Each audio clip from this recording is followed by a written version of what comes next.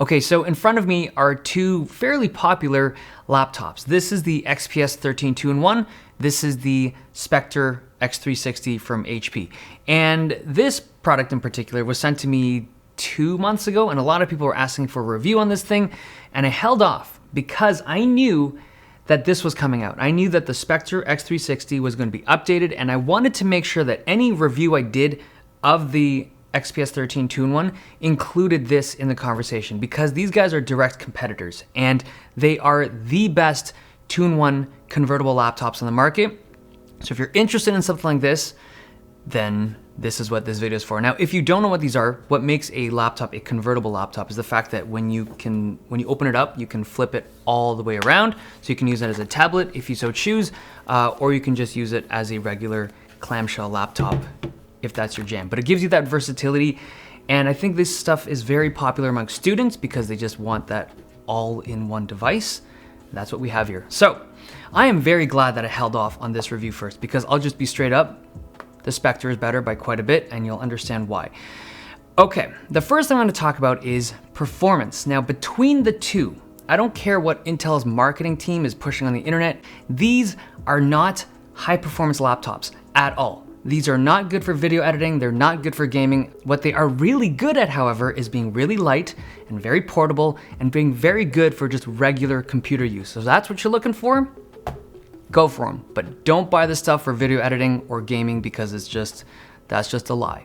All right, between the two, they are very similar in performance. I would say that the Dell is ever so slightly better, but both of them have good and I guess somewhat expected performance for a thin and light premium laptop like this. You're gonna get good boost clock, but you can't sustain that boost clock for an extended period of time. Now, in terms of ports, they both have USB-C ports that support Thunderbolt 3, but the HP has this really cool USB-A port. I've never seen something like this. It has this flap that opens up like you see on some Ethernet ports on laptops, but it allows you to have a USB-A connection on a relatively thin device like this, which is kind of cool. The USB-C ports are on the other side of the laptop, one of them being on this beveled area to the device. It's not annoying or anything, it's just in a different spot than most other laptops out there, so you should be aware of it. And as well, there's a kill switch to the webcam, so if you want to, you can flick it and it'll disable the webcam on the inside completely, which is nice in today's era of privacy issues and such. Now, if you're wondering, like, why would you consider a 2-in-1 device over like a regular clamshell laptop?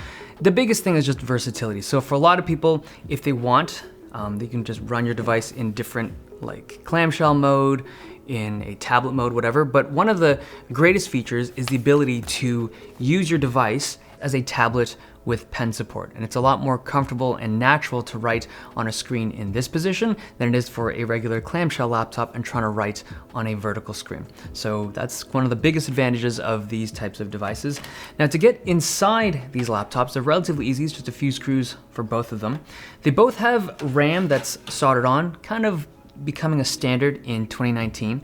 But the drive on the XPS 13 2-in-1 is also soldered on. You can't repair it, you can't replace it, you can't do anything with it because it's baked right onto the motherboard. The drive on the HP is removable, so it's replaceable, upgradable, repairable, whatever you need to do, you can do. Now, I understand that the reason why they bake drives onto motherboards is to keep the device thinner, and the XPS 13 2-in-1 is thinner than the Spectre, but I don't know if it's worth it. I feel like I would way rather have a removable drive any day of the week. Okay, another thing I don't like, the Dell configurations, they have a 4GB configuration at the base model, so 4 gigs of RAM. And I feel like in 2019, a device like this should not have a configuration with 4 gigs of RAM. That should be 8 at the very minimum. Like even Apple, a company that's just notorious for having expensive products, even their worst laptops have 8 gigs of RAM. So this 4 gig of RAM business has to stop. Like it really does. It's disrespectful to the consumer to sell a 2019 premium laptop with 4 gigs of RAM.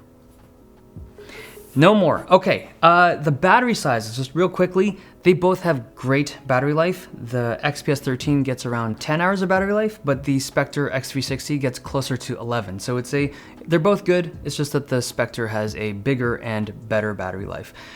Okay, that wraps up the internals. Oh, speakers, they're both in the same position. They're on the bottom. Neither of them sound great, but they're passable. They're both what you would expect in a bottom-firing Ultrabook speaker.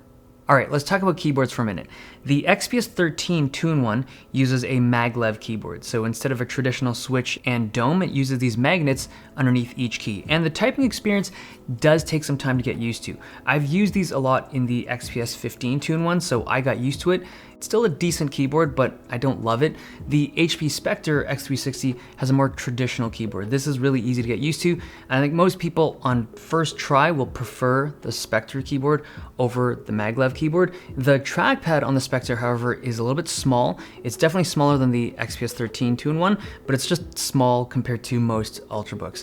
They've also switched this to Windows Precision drivers, which is way better than what they had last year. They had these Synaptic drivers still last year, which were trash. But I would say that the XPS 13 2-in-1 has a better trackpad experience overall, mostly because of its size. Now, if you're on the market for a 2-in-1 device like this, you've probably looked at either one of these, maybe both. And the truth is, I think the Spectre is a better device all around. It's got better battery life, a better keyboard, better port selection. It's just a better product. The one advantage I would say that the Dell has is its screen. I haven't talked about either of their screens. They're both good, but the Dell's screen is just better. It's got a better aspect ratio, it's brighter, and it's just a really good screen. I'd actually consider it to be one of the best screens I've seen on a 13-inch device, but it's not enough of a kind of advantage over what the Spectre offers for me to say that this is a better product overall. There's also one other advantage. Dell gives you an option for 32 gigs of RAM if you're someone that needs that kind of memory. I'm not sure who would, like if you're someone that works in an industry that does require that kind of RAM in a device with this kind of processing, but that's really where the advantages of the XPS 13 2-in-1 end. The Spectre takes everything else. It really is the better product of the two, so it's my recommendation if you're interested in a 2-in-1. Okay, hope you guys enjoyed this video. Thumbs if you liked it, subs if you loved it. See you guys next time.